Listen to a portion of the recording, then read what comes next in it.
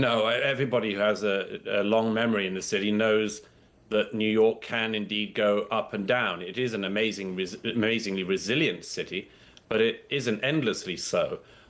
Even the Labour Party in the UK, when it sort of de-radicalized from the Corbynista era, since it came into power in Britain, has instituted tax policies that have seen tens of thousands of multimillionaires leave the UK in the last year. And the effects of that in the economy are very obvious. New York would see a much more striking exodus of wealthy individuals because it's so much easier to move around in the United States with the genius of the federal system. It's much easier to move around in the United States, relocate to another state, than it is to leave a country like Britain and move, say, to Italy. So the ease with which capital can move and wealthy individuals can move in America simply can't be underestimated, and people will do that. Of course, the reaction of some of Mamdani's supporters to that will be the same as some of the left in Britain, which is, you see, you weren't loyal to this place anyway. Yeah. Good riddance to you, Yeah. you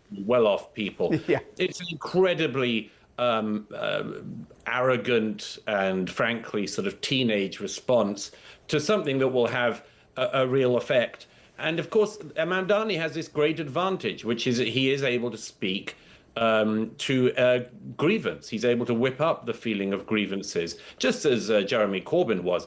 You don't have to look back only 5 years to the grievances that he was trying to whip up in 2020, his anti-police rhetoric, among many other things.